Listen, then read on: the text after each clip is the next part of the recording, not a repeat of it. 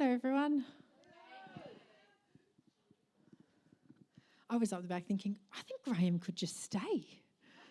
He's doing a great job. It's lovely to see you all this morning. What a great theme. Arise, shine. Arise, shine. Last year with Shine the Light, it was,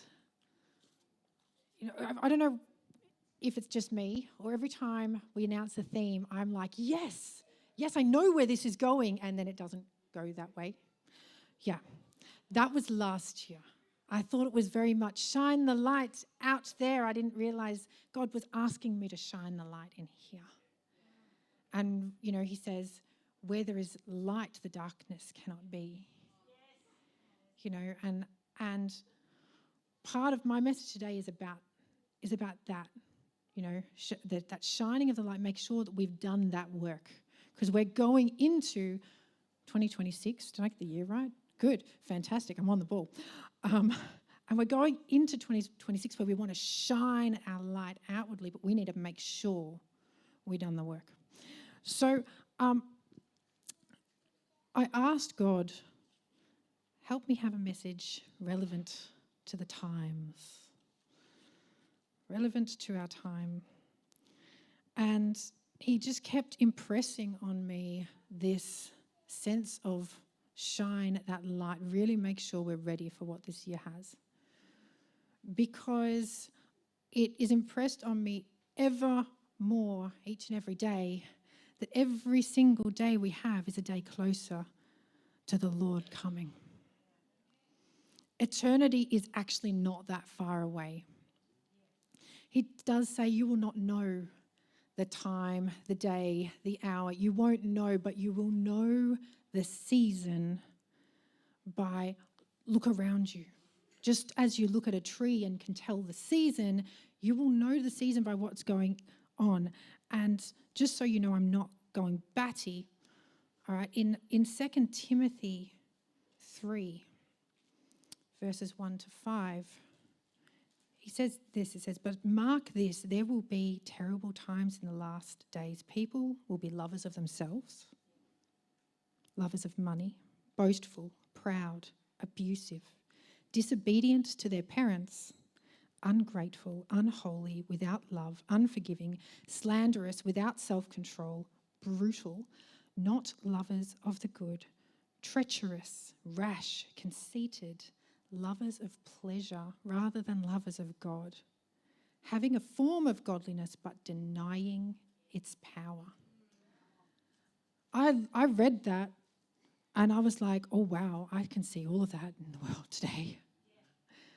Oh, I should have warned you. You know how every family has that child that just needs to be reminded and a good kick up the butt? I'm that child in the house of God, okay? So when people say, come and give a word, I have to give a word out of what God's talking to me about. So I usually give the kick up the backside words, okay? Just because that's just what God talks to me about, all right? So congratulations. All right? But yet, this is what our world is. Like, I can't pick one thing there that I don't see on an almost daily basis. So we need to wake up and realize the season that we are in and start getting a bit serious, not just airy-fairy anymore.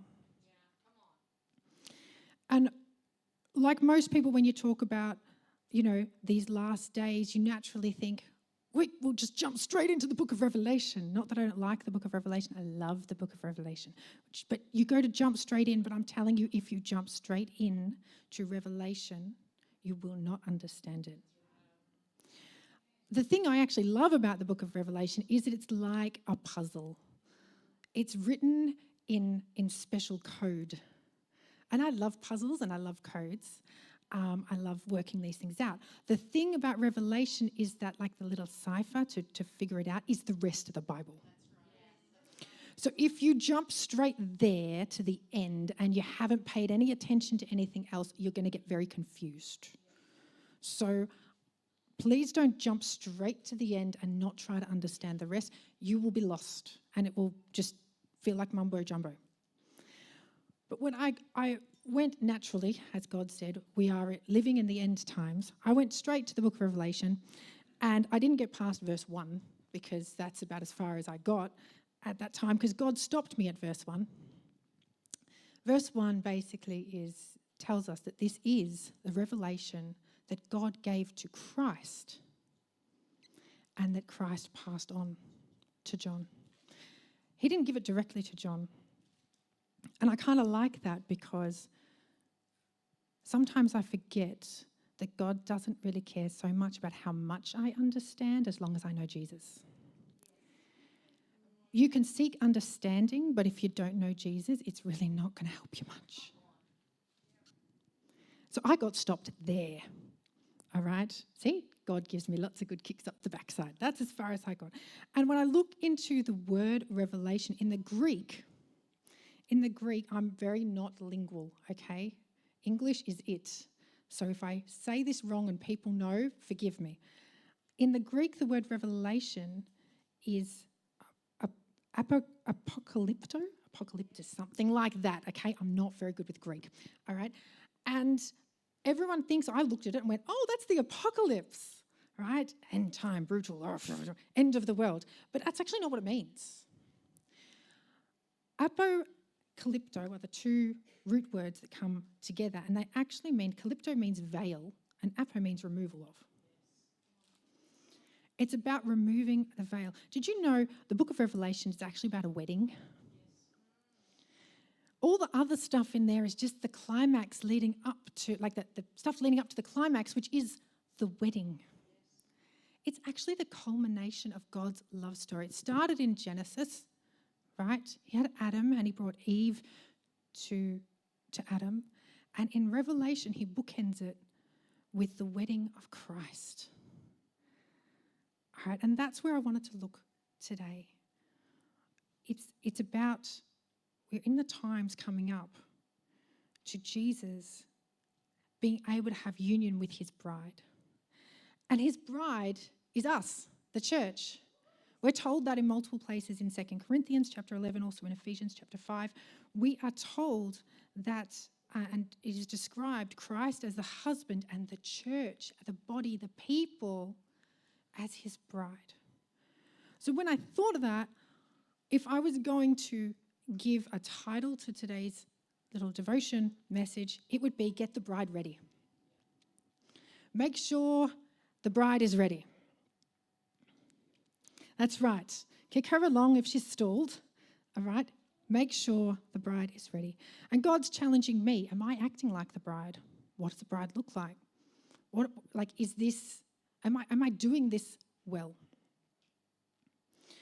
And so I had to think about when I got engaged, all the movies you see. My daughter loves a good romantic movie. Still over the romantic movies. She loves a good romantic movie, and we see lots of movies about weddings, engagements, lots of fun, all right? But the first thing in all those movies that the bride does when she gets engaged is what? Almost. Before she goes wedding dress shopping, she usually runs out to some balcony or some street corner and she goes, I'm getting married! And then she gets on her phone and she takes photos and she Instagrams it and she Facebook posts it and makes sure everybody, I call mum and dad. I got to tell everybody because I'm excited because I'm getting married. And this is what Pastor Amando was talking about last week with his message about the woman at the well. He was saying she was so excited at what Christ had done for her. She couldn't help but tell everybody. So my question is, are you excited? Are you telling everybody? Because the other point about the bride of Christ is that it's not complete yet. If the bride were complete, if all we needed were the people who already had their eyes opened to Christ, then why would he be waiting? Why would he be waiting? He needs us to show people how amazing this relationship with Christ is and that it's open for them too. We need to get a bit of passion, turn the fire back on, fan the little flame that might have just, dwindled down on the inside and figure out, why are we not telling the world? If I walk into work, do people know that I love God? Am I prompting them to ask questions when they come to me with a problem? Am I saying, hey, do you know this amazing thing? I've had something similar, but Christ. But Christ. Look at what he has done for me. Look at what he can do for you. I love our theme, Arise, Shine, because it's very active. You can't arise if you don't move. You need to go. You need to put energy. You need to use your body, your muscles. You need to arise. And we need to do that. That's number one. Get excited. Get excited. Fan the flame. Tell the world. The second thing is once she shouted it from the rooftop, she thinks about the dress. All right? Sorry, we're a little bit that way, but we think about the dress. And traditionally, the dress is white, a symbol of purity. A symbol of purity. You know what? I always had an issue with Jacob getting married and not realizing he was marrying the wrong bride.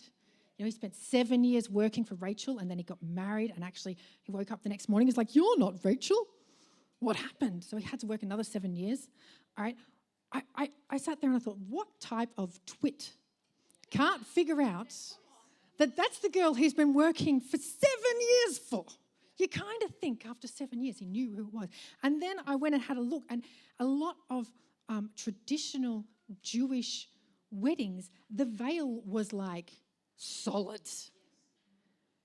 Like the bride had to be helped through because she couldn't see. No one could see. You had no idea. I felt a little bit better for him. I just thought I'd share that because I always had an issue with Jacob, but now I forgive him. It's all right. All right. So, the dress, purity. My little mental note to myself is that if you see something in the Bible once, it's kind of important. Nothing I wrote ever got there. So I figure if God has inspired and God breathed these words, they're important. If it's there twice, you better sit up. But did you know, I've just come through a time of reading in the Old Testament. I've finished reading Leviticus, Deuteronomy, and Numbers. Yeah. So I tend to do those at the start of my year because I find them hard to read sometimes, okay? So I make sure I've got them. They're done. Yes. Tick. Yes. All right. But there are 3 whole books in the Old Testament dedicated to God instructing the Israelites how to be holy. How to live holy. And it has all the stuff, what foods are okay, what customs are okay, what not to do, what to do, like all their laws. He even put it on stone tablets for them. And then when they went in the promised land, he said, now you do it. You put them on stone and mount them up. I need you to remember. He told them over and over and over and over, and it's written over and over and over because God requires that life of holiness, of purity. Now, back then, that law, that covenant was their way to get there. We have a different covenant now. So we don't live under that same law. We have a different covenant, but our God over the covenant is still the same. His desire for purity is still the same. Sometimes we can get into, but that's the old covenant, and now I'm under the new covenant, and Jesus forgives me for everything, and we just go about our day and get a bit flippant about it. But that's a bit of a mockery of what Jesus has done, don't you think? If we get flippant about what he's done for us. See, God's desire for holiness, for purity, is still the same.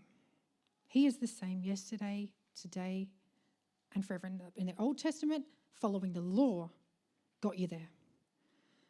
But in the New Testament, it's Jesus. In Ephesians 5:25-27, he says, "Husbands, love your wife just as Christ loved the church and gave himself up for her to make her holy, cleansing her by the washing with water through the word, and to present her to himself as a radiant church without stain or wrinkle or any other blemish, but holy and blameless." His desire, the reason he did what he did, the reason he went to the cross, was to wash us clean. So we have a responsibility to do our very best to stay clean. Yes. Are we going to get it perfect? No. That's why he's so amazing. Yeah. Because he will forgive over and over as we come to him. Not because we were so good at being clean ourselves, but if we don't try, if we don't have a heart where we want to be holy for Jesus, then what are we saying? We don't want to be part of this, his bride? Like, what is our heart? Are we really desiring the purity that he is offering? I told you, sorry. I get the butt kicks. Passing it on. It's what I do. Graham's never going to ask me to come up again. Don't you worry. All right. So, we've got excited. We've told the world. All right. We've focused on ourselves. We've done some work with Jesus. Okay. We've accepted him, accepted his love, his forgiveness. Let him wash us, because I couldn't wash myself. Right? And then what? Then I got to wait for the time at the wedding. Sometimes a bit impatiently. We've got to wait and be ready. In biblical custom, after the betrothal, the groom would actually go away. He would go away, he'd build a house, he'd get everything set up, and then he'd come back for the bride, and she had no idea when he was coming. No idea. And that's what Jesus said he's doing in John 14:2-3. He said, "My Father's house has many rooms. If that were not so, would I have told you that I'm going there to prepare a place for you? And if I go and prepare a place for you, I will come back and take you to be with me, that you also may be where I am." Hey, that's what he's doing. He's preparing the house. He's not sitting around, lazing around with somebody feeding him grapes. He's busy.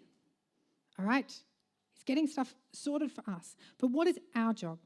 In Matthew 25:1-13, we're going to read the parable of the 10 virgins. I'm going to read it and not just assume you know it. I'm going to read it. I am going from verse 1. "So at that time, the kingdom of heaven will be like 10 virgins who took their lamps and went out to meet the bridegroom. 5 of them were foolish and 5 were wise. The foolish ones took their lamps but did not take any oil with them. The wise ones, however, took oil in jars along with their lamps. The bridegroom was a long time in coming, and they all became drowsy and fell asleep." By the way, the wise ones got drowsy too. Just throwing it out there. No judgment for the drowsy thing. All of them. "At midnight, the cry rang out, 'Here's the bridegroom, come out to meet him.' And then all the virgins woke up, they trimmed their lamps. The foolish ones said to the wise, 'Give us some of your oil, our lamps are going out.' 'No,' they replied, 'there may not be enough for both of us, for us and you. Instead, go to those who sell oil, buy some for yourselves.' But while they were on their way to buy the oil, the bridegroom arrived. The virgins who were ready went in with him to the wedding banquet, and the door was shut. Later, the others also came. 'Lord, Lord,' they said, 'open the door for us.' But he replied, 'Truly, I tell you, I don't know you. Therefore, keep watch, because you do not know the day or the hour.'" I have read that parable so many times. And actually, I'm including it because of something Elizabeth brought at leadership on Thursday. that has helped me to understand something different. Elizabeth brought this awesome devotion about what are we filled with, and oil in the Bible representing the Holy Spirit. 5 of these virgins were filled up, and 5 were only half full. They was not enough to sustain them being half full. They couldn't be sustained for the length of time needed because the bridegroom was a little while away, only being half full. You can't ride somebody else's coattails into a relationship with Jesus. You can't do that. So are we going to be full? Are we going to be full? Are we going to let ourselves be filled up, or are we only go halfway and say, that should be enough? That should be enough. We'll be right. Because Jesus isn't interested in half full. He's interested in immersed. He wants to immerse us with the Holy Spirit. So as we are waiting, in this time of waiting, we need to be ready. We need to spend this time filling up. Spend this time getting to know him more. Spend this time getting ready. Because when he calls, are we going to be ready? Will we even be awake to hear the cry? We have to wake up. So, fill up. And the last thing I've got is while we are waiting, we need to be faithful. You cannot serve 2 masters.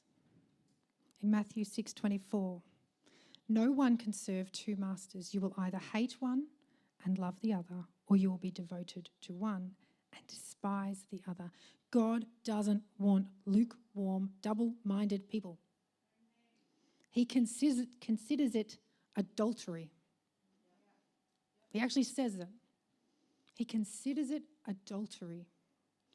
If we are saying we're in a relationship with him, but we keep kind of entertaining what's going on over here in the world, he calls it adultery. In James 4:1-4, what causes fights and quarrels among you?